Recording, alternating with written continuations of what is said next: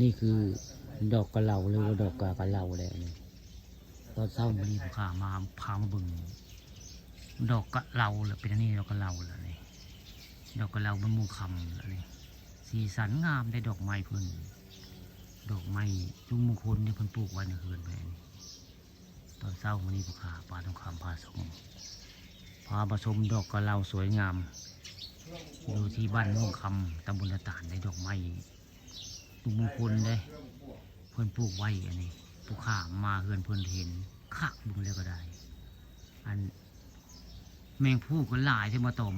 สงสัยมันมาเอาน้ำหวานตามเบิ่งนี่แหละดอกกะเหล่าหรือว่า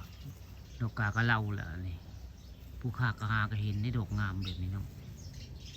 ปกติก็ไม่เคยเห็นในแบบดอกหลายแบบนี้อันนี้ดอกมันดกผลึกกว่าง่ายดอกมันดอกหลายที่ได้ผู้ดอกกะเหล่าสีสันงามในดอกกะเหล่าลุงมงคลคนบ้านม่วงคำตำบลต่างๆนี่แหละตอนเช้านี้มาเล่นเฮือนซานเพิ่นก็เลย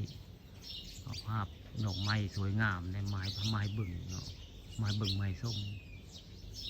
เนี่ยดอกไม้บ้านของลุงมงคลเพิ่นล่ะนี่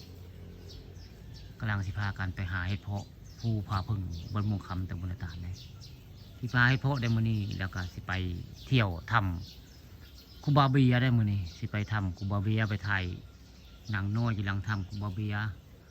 ไปพ่อคนหาเห็ดกะสิไปทักทายกับเจ้าเนาะได้บ่เห็ดเพาะเนาะบ่ได้ไปหามื้อเห็ดเพาะออกเนาะช่วงนี้เห็ดเพาะออกได้ภูบ้านม่วงคำตำบลตะตานมื้อนี้เห็ดเพาะออกได้ผู้ค้ากำลังสิไปกับลุงมงคลแต่มาแวะคือไม่แวะซานเพื่อก็เลยมาเห็นดอกไม้งามเนาะดอกกระเหล่าก็เลยมาถ่ายทำให้เพื่อนๆผู้ติดตามได้เบิ่งนี่แหละดอกกระเหล่าสวยงามอยู่เฮือนลุงมงคลเนาะบ้านม่วงคำตำบลตะตานคักดอกไม้ลาว